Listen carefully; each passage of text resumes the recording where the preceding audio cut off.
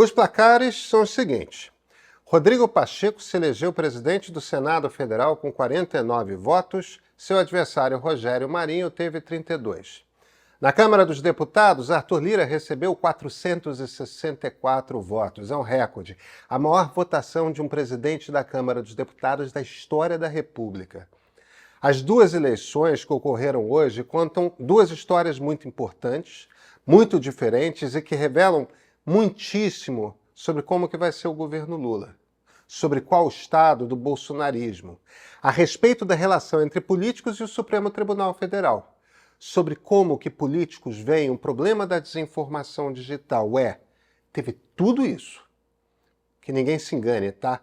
O Palácio do Planalto trabalhou duro, teve muita distribuição de cargo, mas é tranquilo dizer que o bolsonarismo sofreu hoje uma derrota, que a extrema-direita descobriu o seu limite, ou ao menos o seu limite nesse momento da história. Principalmente no Senado, houve uma escolha feita e é uma escolha na direção da democracia.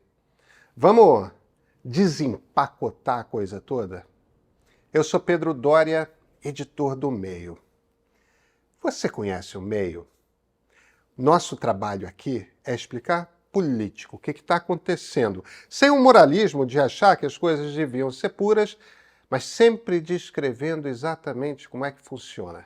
Isso inclui criticar sendo claro o que estamos criticando, porque estamos criticando, e ouvir os contra-argumentos, sempre, claro.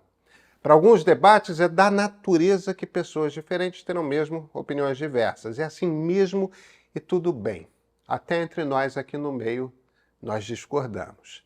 Imprensa precisa ser sustentada por quem considera imprensa importante. Se você considera o nosso trabalho importante para você, se você tem condições, assina o Meio. São R$10 por mês. É só ir ao site. E esse aqui, esse é o ponto de partida.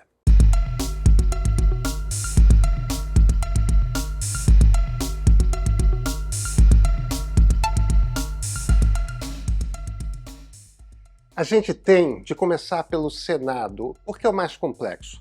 A quarta-feira foi um dia de toda sorte de rumor. Chegou a parecer que a eleição no Senado poderia enrolar e se arrastar, madrugada adentro. Não foi o que aconteceu. Os novos senadores tomaram posse, a sessão foi aberta pelo vice-presidente veneziano Vital do Rego, aí fizeram seus discursos os três candidatos à presidência. Eduardo Girão renunciou à candidatura e declarou apoio a Rogério Marinho, que discursou em segundo. Pacheco falou em terceiro. A urna foi aberta para eles votarem. Por volta das 6 horas da tarde já tínhamos o resultado. Teve muita ansiedade, mas no fim foi mais ou menos o placar que o governo já vinha cantando desde hoje cedo. Isso quer dizer o seguinte, o governo está bem organizado, tá?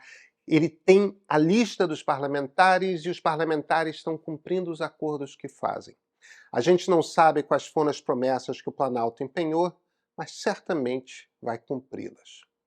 Vamos recapitular aqui o pacote do que essa eleição revela? Como será o governo Lula?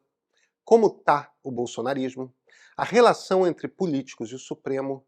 E como bate neles, nos políticos, a desinformação digital? Essas eleições, elas não são diferentes das eleições em que a gente vota. Os candidatos têm um eleitorado e fazem um discurso tentando tocar nos pontos que podem trazer votos. A diferença, claro, é que os eleitores são poucos e são todos políticos profissionais.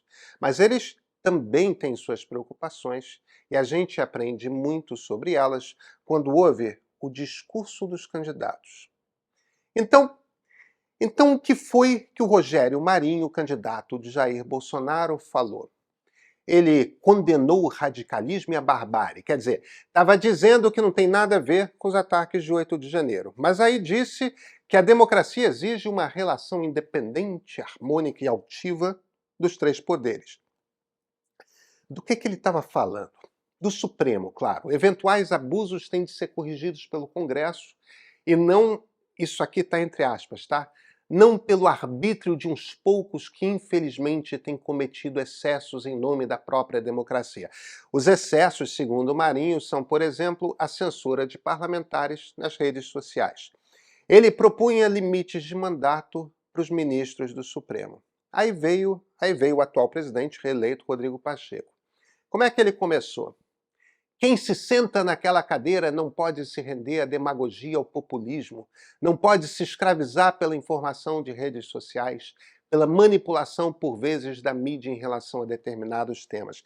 Ele usou a palavra revanchismo como se a proposta do adversário fosse revanchista contra o Supremo, contra o governo, mas concordou que há um desequilíbrio de poder na relação com o STF. Aí argumentou: vamos legislar, vamos fazer leis, reorganizar essa relação. Se os dois candidatos estão falando que há um problema na relação com o Supremo, é porque os senadores concordam todos a esse respeito. O que o Marinho não disse no discurso, mas ali pelos corredores falou muito para os colegas, é que o Senado devia trabalhar com a ideia de impeachment de pelo menos um dos ministros. Vocês sabem de qual, né? Esse é um dos sinais que o Pacheco tratou como revanchismo. Mas coisas como decisões monocráticas, quando um ministro toma sozinho uma decisão que afeta o parlamento, isso aí é um calo no pé que está lá. Quando um ministro pede vistas de um processo, interrompe uma votação, isso incomoda. Essa relação do Senado com o Supremo, a gente vai ver essa pauta andar de alguma forma nesse ano que está entrando. Agora, tem outro lado, né? Onde é o ponto de dissenso? Pois é, o Marinho fala de censura. O Pacheco promete combater a desinformação. O papo é o seguinte: só a extrema-direita usa bem as redes sociais. Até por conta da arquitetura das redes, o usar bem pela extrema-direita quer dizer mentir, distorcer, atacar de forma inclemente. Quem olhasse para as redes na quarta pela manhã sairia com a impressão de que o Marinho estava dando um banho. O Pacheco foi atacado de toda forma possível. Sabe como é que isso bate lá nos parlamentares? A turma bolsonarista raiz reclama que o Supremo censura. Todo o resto não. Todo o resto sabe que o ataque dessa gente termina contra eles. Marinho estava falando com seus eleitores. Pacheco estava falando com quem sabe o que é ser atacado pelos bolsonaristas. Porque, olha, todos os políticos fora da corja já viveram essa experiência. Bem, agora está eleito e Pacheco tem um problema que é o seu principal aliado, Davi Alcolumbre. Os senadores, eles não suportam Alcolumbre. No último biênio, ele dirigiu com mão de ferro a Comissão de Constituição e Justiça. Empacou projeto que não acaba mais, atrapalhava todo mundo que não fazia o que ele queria. Sem passar pela CCJ, nada vai à votação no plenário.